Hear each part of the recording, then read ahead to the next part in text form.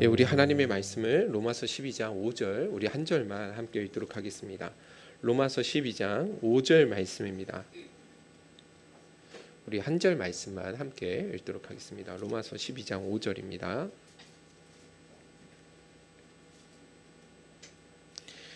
예, 다 찾으셨으면 우리 한 목소리로 로마서 12장 5절입니다. 한 목소리로 같이 읽어보도록 하겠습니다. 시작. 이와 같이 우리 많은 사람이 그리스도 안에서 한 몸이 되어 서로 지체가 되었느니라. 아멘. 우리 옆 사람 같이 이렇게 인사했으면 좋겠습니다. 당신은 행복한 사람입니다. 우리 한 번 더 인사하도록 하겠습니다. 당신 때문에 나도 행복합니다.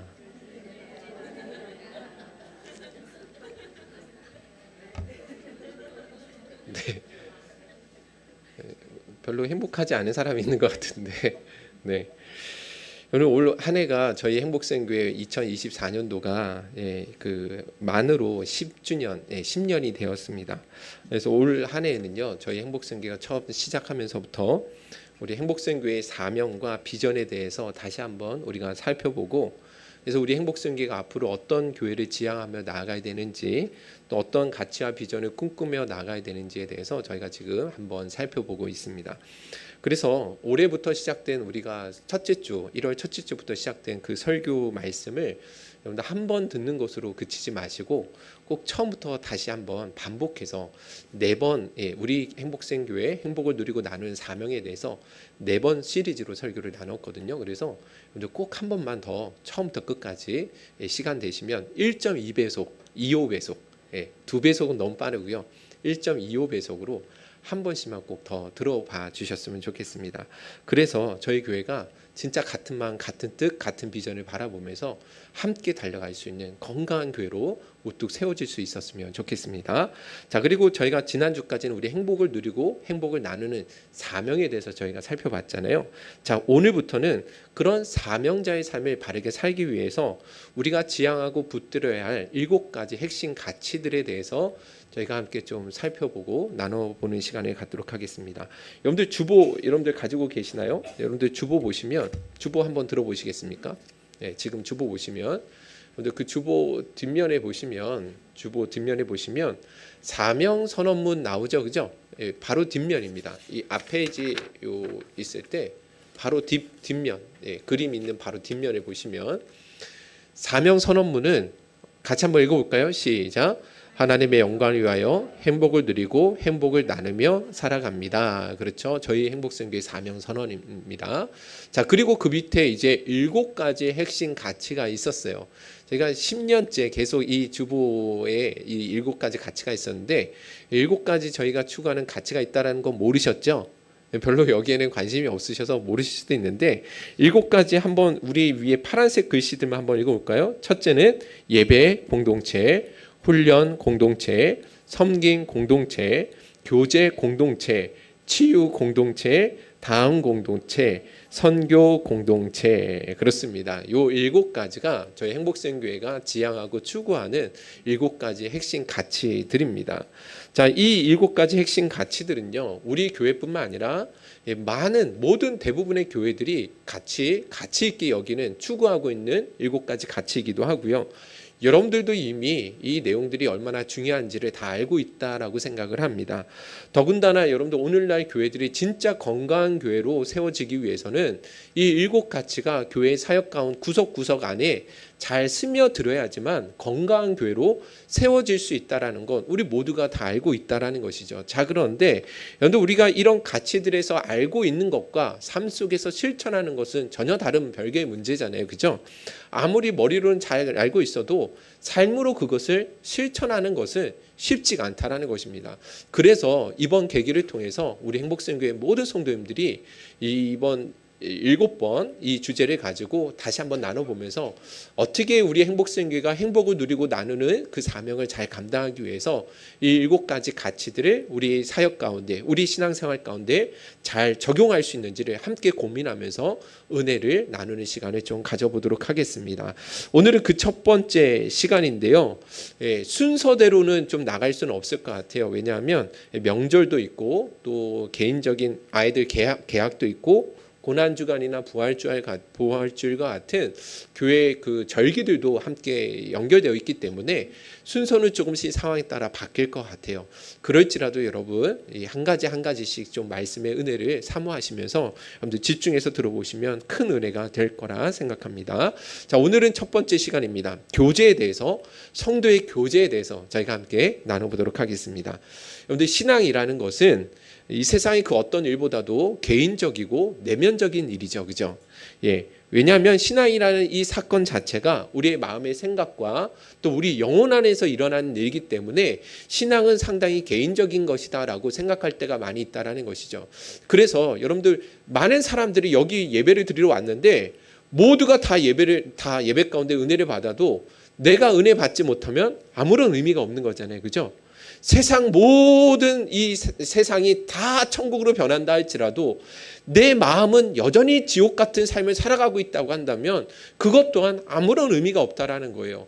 그런 측면에서 여러분들 신앙은 지극히 개인적이고 내면적인 일이다라는 것을 알 수 있다라는 것입니다. 자, 그런데 그럼에도 불구하고 여러분들 신앙은 결코 개인적인 차원에서만 머물러서는 안 된다라고 또한 성경은 우리에게 말씀해 주고 있다라는 것입니다. 다른 사람이 어떤 신앙생활을 하든지 나만 잘 믿으면 되지 하는 그런 생각은요, 결코 바람직하지 않고 성경적이지도 않다라는 거예요.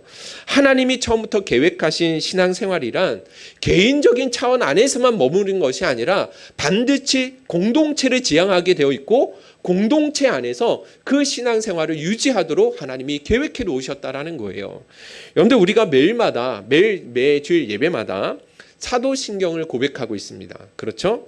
오늘도 우리가 사도신경을 고백했는데, 근데 사도신경은 여러분들 교회를 보호하기 위한, 이단들로부터 교회를 보호하기 위한 최소한의 기준이 기록되어져 있는 거예요. 예수님께서 승천하신 이후에 이 기독교 역사 가운데 정말 수많은 이단들이 일어났기 때문에 그래서 교회를 이단으로부터 보호하고 보존하기 위해서라도 이런 최소한의 믿음의 기준들이 필요했다라는 것이죠. 자, 그렇기 때문에 여러분들 우리가 고백하는 사도신경 가운데 그 어떤 것이라도 여러분들 이것을 부인하면 그 사람의 믿음이 온전하다라고 이야기할 수가 없습니다. 한번 여러분들 띄워주시겠습니까? 여기 한번 띄워주시면 전능하사 천지를 만드신 하나님 아버지, 성령으로 잉태하사 동정녀 마리아에게 나신 예수님, 십자가에 죽으시고 3일 만에 부활하신 예수님, 산자와 죽은 자를 심판하러 다시 오실 예수님. 그런데 우리가 사도신경을 통해서 매일 고백하고 있는 믿음의 내용들이죠. 그렇죠, 그죠? 여러분들 그런데 우리가 사도신경에서 고백하고 있는 내용들 가운데 어느 것 하나라도 우리가 믿지 못하겠다라고 이야기를 하면 그 사람의 믿음이 바른 믿음이다라고 할 수 있어요, 없어요?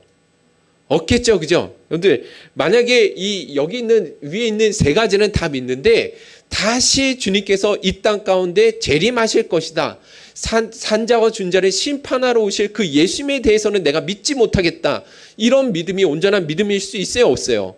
없다라는 거예요. 여기에 나오는 모든 사도신경에서 우리가 고백하는 모든 내용들은 전부 다 우리가 구원을 얻기 위해서 최소한의 기준이고 구원을 위한 우리의 신앙생활의 가장 기준이 되어지는 믿음의 고백들이 담겨져 있다라는 것이죠. 이것들을 어느 것 하나로도 우리가 부인한다고 한다면 그 사람의 믿음이 온전하다라고 이야기할 수가 없다라는 거예요. 자, 그런데 사도신경 가운데 또 어떤 내용이 있냐면 계속 읽어보도록 하겠습니다. 다 같이 읽어보겠습니다. 시작.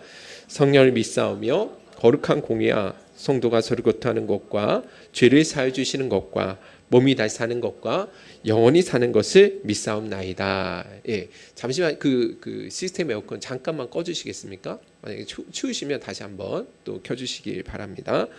자, 여기 보시면 뭐가 나와요?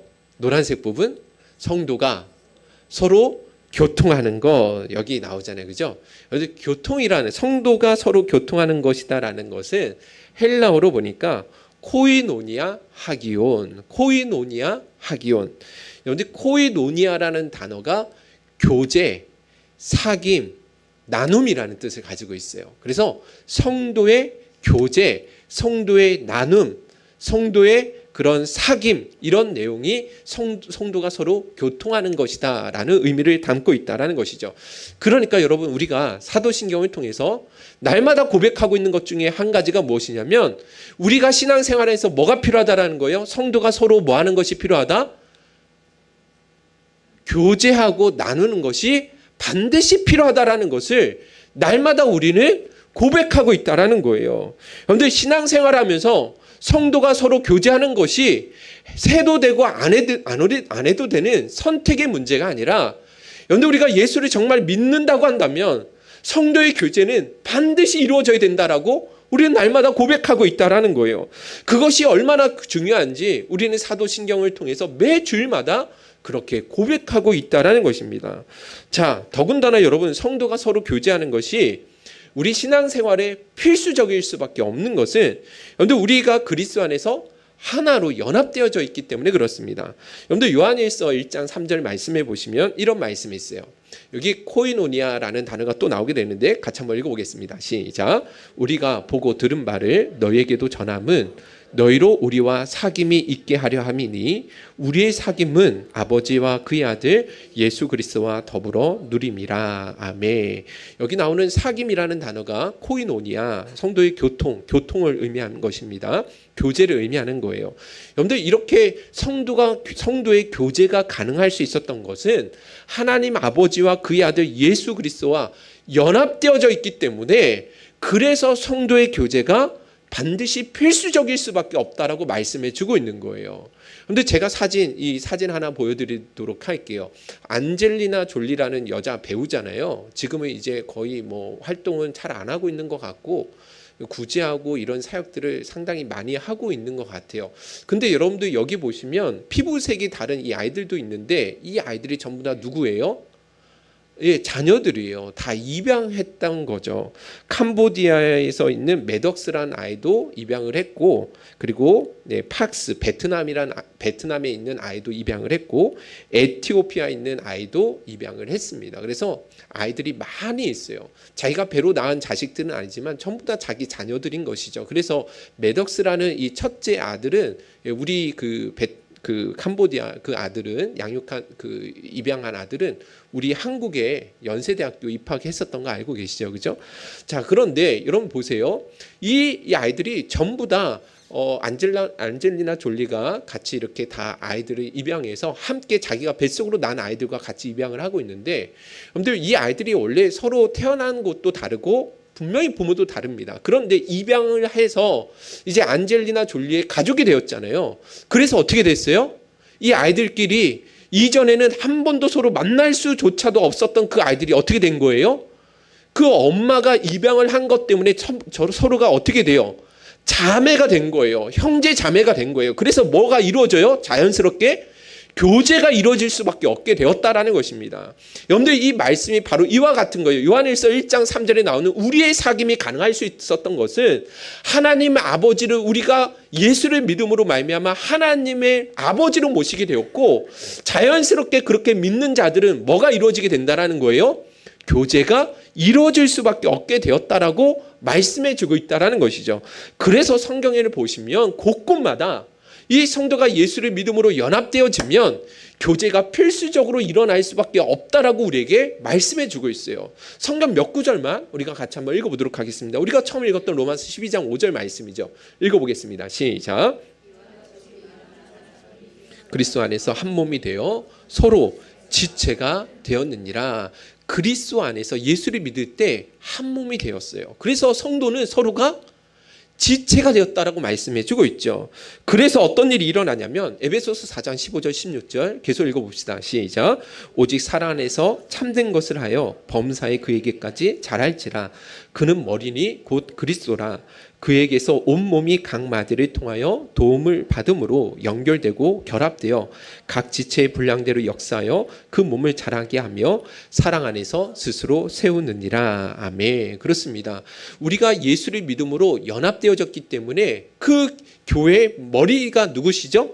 예수 그리스도가 되시는 거예요. 그리고 그 머리 대신 예수님을 인해서 우리가 한 몸이 되었기 때문에 서로가 서로를 도와주고 연결되어져서 함께 신앙이 자라날 수 있도록 그렇게 만들어져 있다라는 거예요. 마지막으로 고린도전서 12장 25절에서 27절 계속 읽어보겠습니다. 시작. 몸 가운데서 분쟁이 없고 오직 여러 지체가 서로 같이 돌보게 하셨느니라. 만일 한 지체가 고통을 받으면 모든 지체가 함께 고통을 받고 한 지체가 영광을 얻으면 모든 지체가 함께 즐거워하느니라. 너희는 그리스도의 몸이요 지체의 각 부분이라. 아멘. 그렇습니다. 그런데 우리가 진짜 예수를 믿는 그 순간부터 우리는 뭐 하는 거예요? 운명 공동체가 되었다라는 거예요. 서로 뗄래야 뗄 수가 없는, 누군가가 아프면 아이고 잘됐다 이게 아니라 이 사람이 아프면 나도 아픈 것이고 이 사람이 즐겁고 기쁘면 나도 기쁠 수밖에 없는 한 몸으로 연합되어져 있기 때문에 그렇게 서로가 뗄 수가 없는, 결코 뗄 수가 없는 운명 공동체가 되었다라고 우리에게 말씀해 주고 있다라는 것입니다. 그렇기 때문에 여러분, 진짜 바른 믿음을 가진 성도라고 한다면 성도의 교제를 어떻게 여겨야 돼요? 귀하게 여겨야죠. 성도의 교제가 있을 때는 여러분들 소극적으로 참여할 것이 아니라 적극적으로 그 성도의 교제 안에 들어갈 수 있어야 된다는 거예요. 할렐루야. 여러분들 동의하십니까? 여러분들 모든 그리스도인들은 예수 안에 있는 모든 형제 자매들로부터 분리된 개인으로서, 여러분들 그렇게 개인으로서 존재하는 것이 아니라 예수 그리스도를 머리로 하는 한 몸 안에 전부 다 예속되어져 있기 때문에 서로가 서로에 대해서 관심을 가져야 되는 거예요. 서로가 서로에 대해서 책임을 질 수 있는 상호 의존적인 존재로 우리가 여러분들 이렇게 세워져 있게 되었다라는 것입니다.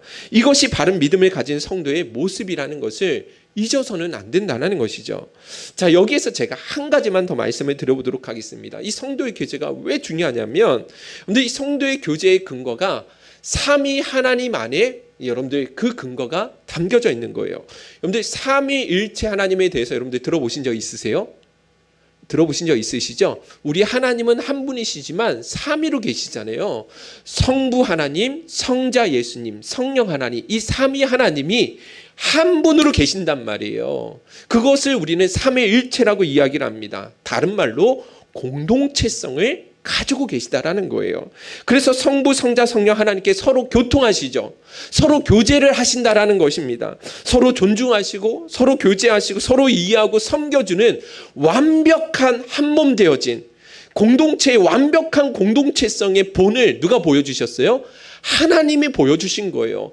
그래서 여러분, 우리가 진짜 하나님을 바르게 경험하기 위해서는, 삼위 하나님을 바르게 경험하기 위해서는 성도가 뭐가 필요해요?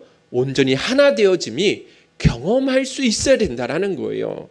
여러분, 그래서 예수님께서 우리를 위해서 무엇을 위해서 기도하시냐면 요한복음 17장 21절 22절 같이 한번 읽어보도록 하겠습니다. 시작. 아버지여, 아버지께서 내 안에 내가 아버지 안에 있는 것 같이 그들도 다 하나가 되어 우리 안에 있게 하사 세상으로 아버지께서 나를 보내신 것을 믿게 하옵소서.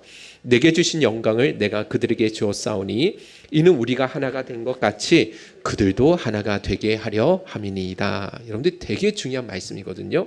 우리 성도가 왜 하나가 되어야 되는가? 그 근거가 어디 있다라는 거예요? 삼위 하나님 대신 그 공동체성 안에 그 근거가 담겨져 있다는 것입니다. 왜 우리가 행복생교회가 공동체로 이루어져야 되는가? 왜 성도의 교제가 이루어져야 되는가? 그 근거를 어디에서 찾을 수 있다는 거예요? 그 원형이 어디 있다는 것입니까? 삼위 하나님의 하나되심 안에 그 근거가 담겨져 있다는 것입니다. 그래서 여러분, 우리가 진짜 성도의 하나됨, 성도의 교제를 통해서 무엇을 더 깊이 경험하는 것이냐면 하나님이 어떤 분이신지를 더 깊이 경험하게 되는 거예요. 우리가 성도가 깊이 서로 하나 되어지고 교제함을 통해서 삼위 하나님이 그렇게 친밀하게 연합되어져 있다는 것을 우리는 더 깊이 알아가고 경험하게 되어진다는 것입니다. 할렐루야. 성도의 교제가 얼마나 중요한지 아시겠죠? 그러니까 여러분들, 우리가 예수를 진짜 믿고 신앙생활을 한다고 한다면 성도의 교제는 선택의 문제가 아니라 뭐예요? 반드시 필요한, 성도가 서로 교통하는 것을 우리는 날마다 믿음으로 고백하는 것처럼 성도의 교제를 신실하게 우리는 참여하고 성도의 교제를 귀하게 여길 수 있어야 된다는 것입니다. 할렐루야. 자, 그런데 문제가 있다라는 거예요. 어떤 문제가 있냐면 정말 심각한 문제죠. 성도의 연합과 교제가 너무 중요한데 오늘날 시간이 갈수록 교회들이 성도의 교제를 별로 그렇게 중요한 것으로 생각하지 않는 그런 방향으로 나아가고 있다는 거예요. 주일 예배만 잠깐 드리고 오는 것으로 성도의 의무를 다한 것처럼 그렇게 생각하는 경향이 점점 더 심해지고 있다는 것입니다. 그런데 우리 사회가 핵 가족화 시대를 넘어서 핵 개인화 시대로 접어든 거 여러분들 잘 알고 계실 거예요. 그래서 우리나라 가구 비율들 가운데 혼자 1인 가구 세대가 35%를 넘었습니다. 그 말은 세 가구 중에 한 가구가 혼자 살고 있다는 거예요. 그래서 여러분 함께 공동체로 같이 이렇게 옛날에는 가족끼리 최소한 3-4명은 함께 살았다고 이야기하는데 이게 옛말이에요. 지금은 혼자 밥을 먹고요. 혼자 영화를 보고요. 혼자 여행을 가고 혼자 시간을 보내요. 그게 이상한 게 아니라 당연한 것처럼 여겨지는 그런 시대가 되었다라는 것입니다. 그런데 여러분들 이런 사회적인 풍토가 교회 안에도 그대로 흘러 들어오게 되었다라는 거죠. 자기는 신앙도 있고 와서 예배도 드릴 수는 있지만 그러나 교회 안에서 갖는 그 어떤 공동체 모임들, 성경 공부나 소그룹 모임, 셀 모임 같은 거에 자기를 귀찮게 끌어들이지 말라라는 거예요. 내가 알아서 신앙생활 잘 할 테니까 필요하면 내가 참여할 테니 더 이상 자신을 귀찮게 하지 말고 좀 내버려 두라라고 그렇게 이야기를 한다라는 것입니다. 더 큰 문제는요, 여러분들 이 정도 교회를 오면 그래도 다행입니다. 근데 어떤 사람들은요, 교회 안에서 상처를 받거나 또 교회에 대한 부정적인 모습을 보다 보니까 아예 교회를 떠나는 사람들이 생기기 시작했어요. 그런데 이 사람들이 하나님을 믿지 않는 게 아니거든요. 하나님을 믿어요. 예수님도 믿습니다. 다만 눈에 보이는 가시적인 이 교회라는 공동체 모임을 싫어한다라는 거예요. 그거를 꺼려한다라는 거예요. 여러분들 이런 사람들을 무슨 성도라고 하는지 아세요? 뭐라고 하죠 보통? 가나안 성도라고 하더라고요. 들어보신 적 있으시죠? 가나안 성도. 가나안 성도가 무슨 성도죠? 안 나가. 거꾸로 하면 안 나가. 성도는 성도인데 교회는 안 나간다라는 거예요. 예. 이 신앙은 분명히 가지고 있는데 혼자 신앙생활을 하겠다라는 것입니다. 교회라는 공동체, 가시적인 공동체 안에서 신앙생활하는 게 아니라 혼자서 굳이 주일에 교회 다니지 아니하고 자신이 마음에 드는 교회를 골라서 그 목사님의 설교를 들으면서 혼자 신앙생활을 하겠다라는 것입니다.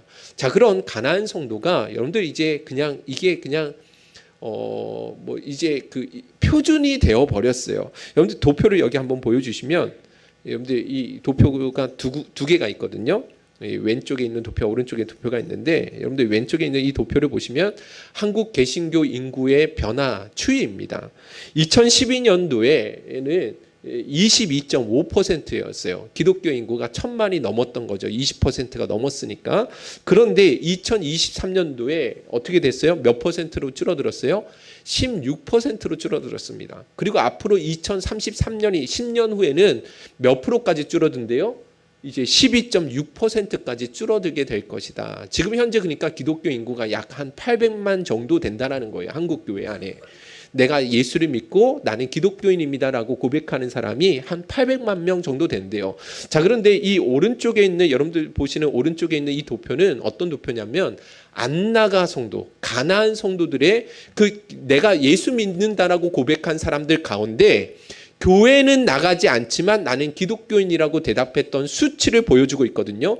2012년도에 보니까 여러분들 이게 10%밖에 되지 않았어요. 그런데 2023년도에 보니까 얼마만큼 늘었냐면 26%로 올라왔습니다. 그리고 2033년 10년 후에는 37%까지 올라가게 될 것으로 전망하고 있다는 거예요. 가시적인 공동체 안에 들어오지 아니하고 그냥 혼자서 신앙생활을 하겠다라는 사람들이 뭐 하고 있어요? 점점 더 늘어나고 있는 거예요. 현재 그 가나안 성도가 이 수치대로라고 한다면 800만 명 중에 200만 명 이상은 신앙생활을 교회라는 공동체를 떠나서 혼자서 예배하고 혼자서 이 유튜브를 보면서 신앙생활하는 사람들이 200만 명이나 되고 있다라는 것입니다. 그런데 이거 진짜 우리가 좀 깊이 고민해봐야 될 문제가 아니냐라는 것이죠. 그런데 21세기 교회 연구소와 한국교회 탐구센터에서 가나안 성도들을 대상으로 820명을 대상으로 설문조사를 했어요. 왜 당신들은 기성교회를 나가지 않으려고 합니까? 라고 이야기를 했는데 여러분들 압도적으로 가장 많이 나왔던 그 대답이 무엇이었냐면 틀에 박힌 신앙생활이 더 이상 싫기 때문에 그렇습니다. 틀에 박힌 신앙생활이 싫어서 그래서 공동체를 떠나 있다라는 것이 77%나 나왔어요. 그리고 교회 가르침이나 제도권들이 내 생각과 맞지 않아서 혹은 이런저런 교회 안에 상처를 받았기 때문에 라는 내용도 있었지만 가장 많이 나왔던 답이 뭐냐면 틀에 박힌 신앙생활이 싫어서 자기는 혼자 신앙생활 하겠다라고 이야기한다라는 거예요. 여러분들 과연 여러분들 이런 현상들에 대해서 우리 그리스도인들이 어떻게 여러분들이 바라봐야 되겠냐라는 거예요. 여러분들 이 사람들에 대해서 여러분들 공감이 되세요? 여러분들 이거에 대해서 옳다라고 생각하십니까? 이런 방향성들이 끄떡이시는 분이 계시고 나도 곧 그렇게 될 것 같다라고 생각하시는 분들이 계신 것 같은데 이건 잘못됐다라는 거예요. 성경은요 혼자 그렇게 신앙생활하도록 우리에게 말씀해 주지 않으셨다라는 거예요. 오히려 성경은요 교회가 비록 눈에 보이는 가시적인 공동체가 비록 허물 있고 연약함이 있다 할지라도 제도적이고 가시적인 그 교회 공동체 모임을 통해서 함께 신앙생활해야 된다라고 오히려 말씀해주고 있다라는 거죠. 교회는 주님이 친히 세우신 기관이고 그 교회를 통해서 신앙의 성장과 성숙을 이뤄가도록 하나님이 그렇게 만들어 놓으셨다라는 것입니다. 물론 여러분 교회라는 공동체 안에 모여서 예배드릴 수 없는 사람들도 있어요. 아픈 사람들. 그래서 병원에 있는 사람들은 당연히 공동체 안에 못 들어오겠죠. 또 더군다나 어떤 무슬림 지역이나 일부 공산국가에서는 아예 모임 자체를 할 수가 없는 그런 그런 곳이 있잖아요. 그래서 이런 사람들은요 자기 신앙을 드러낼 수조차 없기 때문에 혼자 어떻게 하는 거예요? 혼자 예배하고 혼자 신앙을 간직하며 그렇게 신앙생활하는 사람들도 있다라는 것입니다. 다니엘 킴이라는 목사님이 계신데 이분은 앞으로 주님이 오실 때가 되면 반드시 예수 믿는 사람들의 핍박이 훨씬 더 거세어질 것이다. 그래서 이제는 공동체에서 예배드리는 예배가 아니라 혼자서 하나님 앞에 예배드려야 할 그 역량을 키워야 될 때가 왔다라고 계속해서 많이 강조하고 계시더라고요. 저는 그런 부분에 일정 부분 동의를 하거든요. 자, 그런데 이런 상황들은 특수한 상황의 경우를 말씀하고 있는 것이고 보편적으로는 그렇지 않다라는 것입니다. 성령이 계속해서 우리에게 말씀해주고 있는 것은 진짜 건강한 신앙생활이란 예수님께서 몸짓 끼시고 피 흘리심으로 사신 그 교회를 통해서 우리의 신앙이 유지되고 자라나야 된다라고 우리에게 말씀해주고 있다라는 것입니다. 여러분들 필립 얀시라는 되게 아주 훌륭한 그 기독교 작가가 있거든요.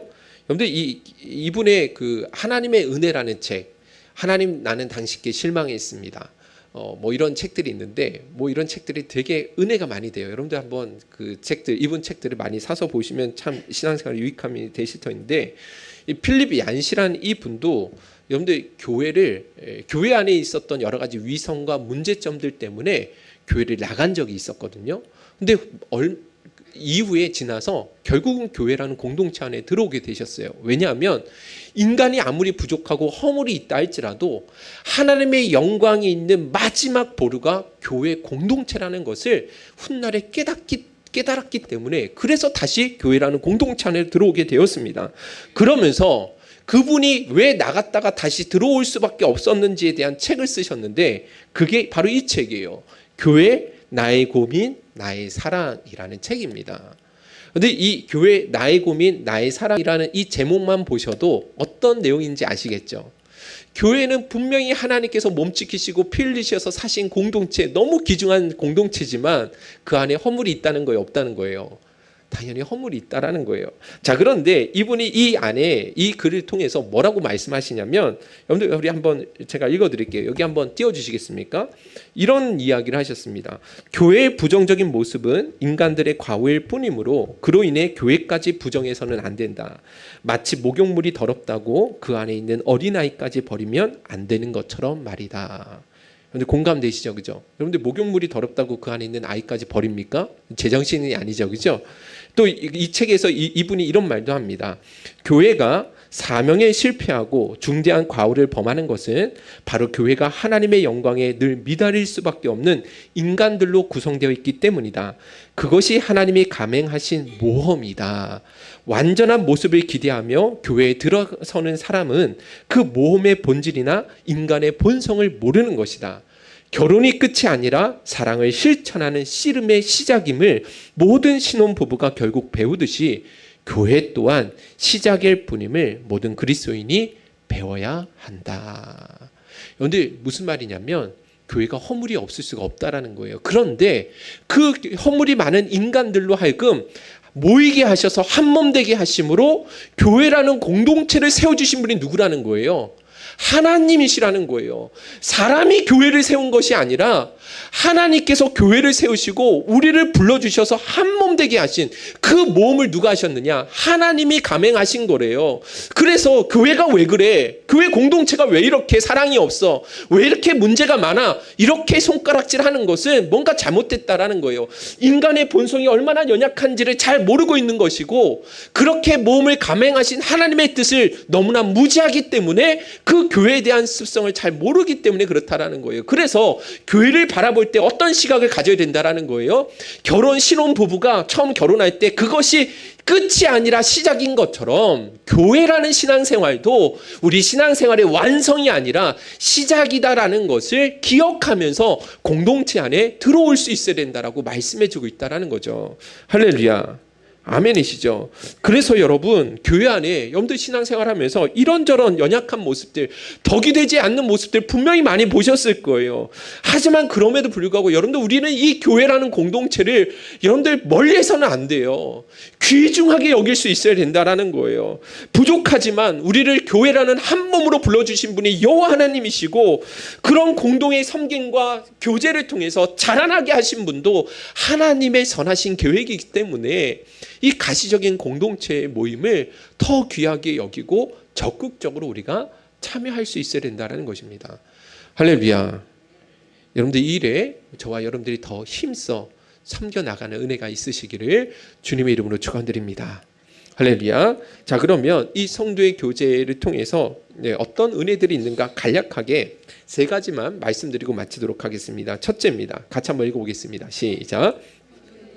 반드시 은혜의 통로가 됩니다. 은혜의 통로가 됩니다. 성도의 교제를 통해서 하나님이 예배하신 은혜가 각 사람에게 흘러가게 되어 있다는 것입니다.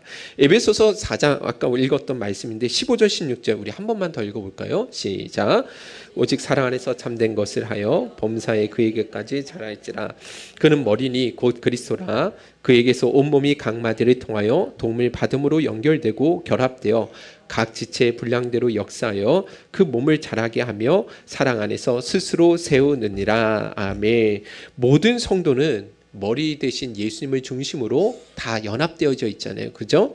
그래서 이 머리 대신 예수님을 통해서 흘러가는 이 은혜가 각 사람의 섬김과 서로의 교제를 통해서 뭐 하게 되어 있어요? 그 다른 사람에게 흘러가게 되어 있다라고 말씀해 주고 있다라는 것입니다. 그런데 우리 신앙도 한번 생각을 해보세요. 내가 지금까지 이 신앙을 잘 지킬 수 있었던 것이 무엇 때문이었는가? 내가 하나님 앞에 정말 바르게 세워져 있는 내가 거룩한 사람이기 때문인가? 아니라는 거예요. 지금도 마귀는요, 할 수만 있다면 여러분들 신자를 무너뜨리기 위해서 지금도 수단과 방법을 가리지 않고 공격해야 하잖아요. 계속해서 유혹하고 있거든요. 그런 상황 가운데에서도 우리가 무너지지 않고 이 신앙을 지킬 수 있었던 건 분명 하나님의 은혜예요. 분명히 하나님의 은혜가 맞습니다. 우리를 붙잡아 주신 은혜가 있었기 때문이에요. 그러나 동시에 그렇게 함께 신앙생활하고 있는 내 옆에 있는 이 옆에 있는 믿음의 동역자들이 옆에 있었기 때문에 우리가 지금까지 무너지지 않고 버틸 수 있었다라는 것입니다. 힘들고 지치고 어려울 때마다 위로해주고 용기를 주고 기도해주는 그런 믿음의 지체들이 있었기 때문에 오늘 우리가 이 신앙의 자리를 지켜올 수 있었던 것입니다. 그것뿐만 아니라 여러분들의 성도의 교제 안에 우리는 서로가 서로에게 믿음의 도전을 주며 믿음의 귀한 본이 되어지기도 합니다. 그런데 우리 전도사님이요, 금요 심야 기도에 마치고 효송동에 살고 있는 민재나 지훈이를 항상 데려다 주시거든요. 여기서 한 40분 정도 가야 되니까 이 아이들 여기 지하철 타고 오는데 그래도 이 아이들이 얼마나 기특해요. 금요 심야 기도에 섬기고 기도하기 위해서 오는데 그래서 항상 전도사님이 데려다 주시거든요. 피곤하시지만. 근데 전도사님이 이 아이들 데려다 주실 때 항상 그냥 가지 않으시더라고요. 가는 길에 맥도날드를 꼭 들려가지고 우리 아이들을 항상 이렇게 잘 섬겨주시더라고요. 우리 지훈이가 그냥 저렇게 되는 게 아니에요. 전도사님의 사랑을 먹고 자라기 때문에 우리 지훈이가 몸이 자꾸 이렇게 불어나는 거예요. 그런데 여러분, 그거 누구한테 배운 걸까요? 그렇죠. 우리 전도사님이 학생 시절에 교회에서 저녁 예배 마치고 집에 갈 때마다 항상 롯데리아에 들려서 맛있는 거를 사주셨던 그 목사님의 모습을 보고 배우는 거죠. 보고 배우는 거예요. 여러분들의 삶에도 이런 일들이 많이 있지 않으셨습니까? 여러분들 오래전 어떤 집사님으로부터, 오래전에 어떤 권사님으로부터, 오래전 어떤 선생님으로부터 내가 받았던 그 사랑이 너무나 감격이 되고 내 안에 너무 오랫동안 기억이 되어서 나도 훗날 크면 내가 집사님 되고 권사님 되면 나도 저렇게 섬겨야지 라는 그런 마음을 가져본 적 없으십니까? 있으시죠? 아마도 여러분들의 삶 가운데 훌륭한 어떤 모습을 누군가에게 보이고 있고 섬기고 있다고 한다면 그건 분명히 그 이전에 누군가로부터 내가 섬김을 받았고 그것이 감동이 되어서 또다시 그렇게 믿음의 대물림이 되고 있었던 것, 섬김의 대물림이 되고 있었던 것이 아니었던가 생각되어진다는 것이죠. 그런데 그것뿐만 아니라 교회 안에 성도의 교제를 나누다 보면 좋은 일만 있는 것도 아니에요. 서로 갈등이 일어날 수도 있고 상처를 줄 수도 있거든요. 그런데 여러분들 그것조차도 하나님은 합력하여서 무엇을 이루어가세요? 선을 이루어가시잖아요. 그렇게 서로 상처를 받고 아픔 있는 갈등 속에서도 예수 그리스도의 인내와 용서를 우리는 배울 수가 있게 되는 거예요.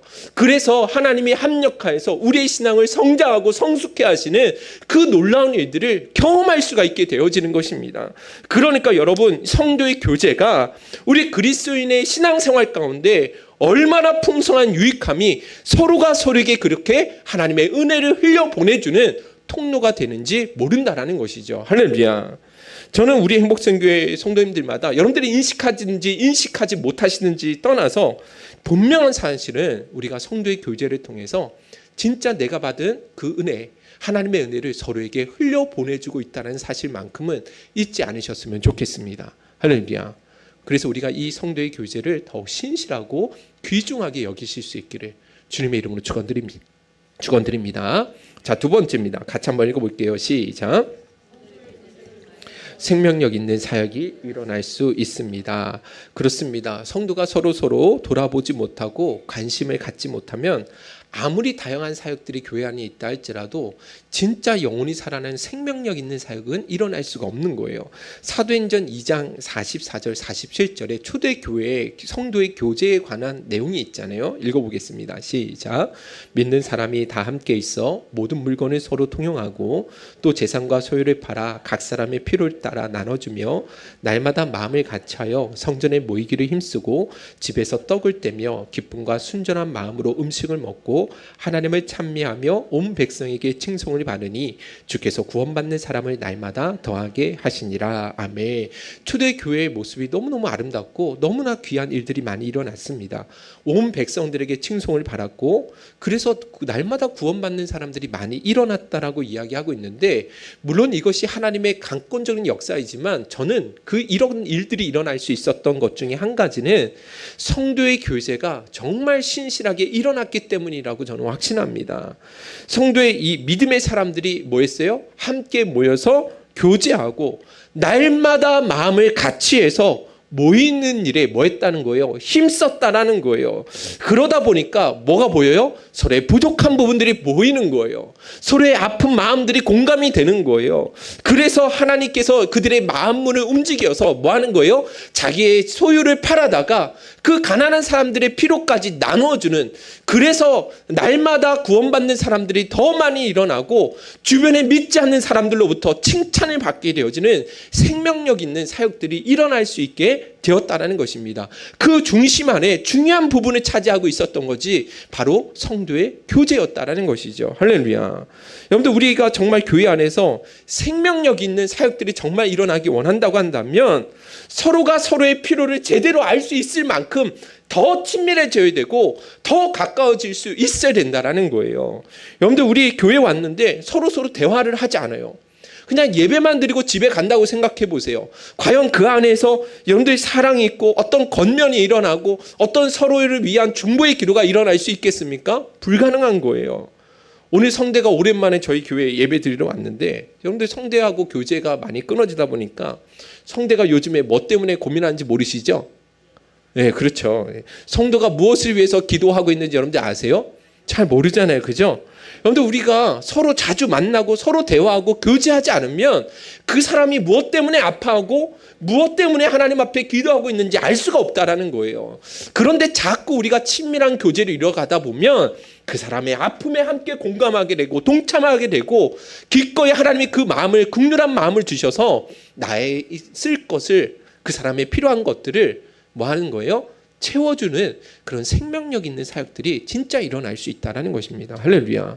저는 우리 행복생교회 안에 이런 일들이 더 많이 정말 일어날 수 있었으면 좋겠습니다. 할렐루야. 더 가까워질 수 있었으면 좋겠어요. 그래서 여러분들 집에 숟가락 개수가 몇 개인 것까지 좀 서로 아셨으면 좋겠어요. 할렐루야. 옛날에는 그 개척교회 성도는 그 자기 집에 있는 숟가락 개수까지 다 안다라고 이야기했던 적이 있었는데, 그 정도로 여러분들 서로가 서로를 친밀해질 수 있는 그 자리까지 꼭 나갈 수 있었으면 좋겠습니다. 마지막입니다. 마지막 한 가지 같이 한번 읽어보도록 하겠습니다. 시작. 안식을 누릴 수 있기 때문입니다. 여러분들, 우리가 흔히 안식처라고 이야기할 때 장소의 문제라고 생각을 했었거든요. 저도 그랬어요. 안식처라고 하면. 그런데 시간이 지나면서 살아오다 보니까 그건, 안식처라는 건 장소의 문제가 아니라 사람 관계의 문제구나, 사람이 안식처구나라는 것을 깨닫게 되었습니다. 제가 이걸 언제 처음 진짜 이게 그 깊이 느끼게 되었냐면, 제가 결혼하고 우리 사모님하고 목포에서 살고 있었는데, 이제 그 첫째 아이를 우리 출산하기 위해서 인천에 우리 사모님 올라간 적이 있어요. 그래서 한 달 동안 떨어져서 지내게 되었었거든요. 그런데 이렇게 한 달 지내면서 혼자 집에 이제 사역하고 집에 오면 혼자 잠을 자야 되잖아요. 근데 그렇게 한 달을 혼자 집에서 보내다 보니까 편하지가 않더라는 거예요. 내 집이 분명히 가장 편한 안식처가 맞잖아요. 그죠? 그런데 내 집인데도 불구하고 어딘가 모르게 불편하고 마음이 하나도 평안하지가 않더라는 것이죠. 저는 그때 진짜 깨달았습니다. 안식이라는 것은 여러분들 장소가 아니라 가족이라는 그 공동체 자체가 바로 안식처였구나라는 사실을 깨달은 거예요. 하루 일과를 마치고 집에 와서 부모님과 자녀가 서로 이런저런 이야기를, 대화를 나눈 가운데 뭐가 일어나는 거예요? 안식이 일어나는 것이죠. 부부가 한 자리 누워서 오늘 있었던 일들, 우리 자녀들에게 있었던 일들, 이런저런 이야기들을 도란도란 나눌 때 그 안에서 뭐가 일어나요? 안식이 저절로 일어나게 되는 거예요. 여러분들, 교회가 바로 그런 곳이 되어야 된다라는 것이죠. 성도의 안식은 우리가 어떤 장소의 문제가 아니라 어떤 무언가를 해서가 아니라 믿음의 사람들, 나를 위해서 진정으로 기도해주고 염려해줄 수 있는 믿음의 사람들, 지체들과 그냥 함께 있는 것만으로도 뭐가 일어나는 거예요? 안식이 일어나고 회복이 일어날 수 있을 수 있다라는 것입니다. 할렐루야. 물론 아무리 가족이라 할지라도 가족 간에 다투고 싸우면 안식이 있을 수 없죠. 그런데 진짜 사랑 안에서 온전히 하나됨을 유지할 수 있다고 한다면 무엇을 하든지 무엇을 먹든지 어디에 있든지 간에 그 공동체 안에서 안식이 일어날 수 있다는 것입니다. 그런데 제가 또 정말 신기한 경험을 한 것을 한 적이 있는데, 10년 전에 목포에서 사역을 마치고 인천에서 개척을 했잖아요. 인테리어를 다 마치고 이제 설립 예배를 3월 29일 날 토요일 날 예배 드리는데, 전국에서 계시는 우리 그 가족들이요 다 오셨어요.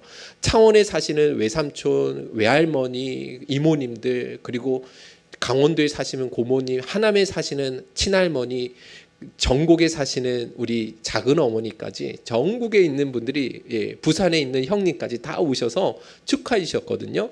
너무 감사하더라고요. 그런데 또 누가 오셨냐면 모포에서 같이 사역하시던 교사 선생님들이 아이들하고 같이 오신 거예요. 그랬는데 정말 신기한 건 그렇게 혈육을 나눈 그 가족들, 그 혈육의 정을 나눈 가족들보다 교회 안에서 함께 신앙생활했던 교사 선생님들과 우리 제자들이 훨씬 더 반갑고 힘이 되더라고요. 정말 신기한 경험을 했거든요. 여러분들 이제 앞으로 여러분들 대소사가 있으실 거 아니에요?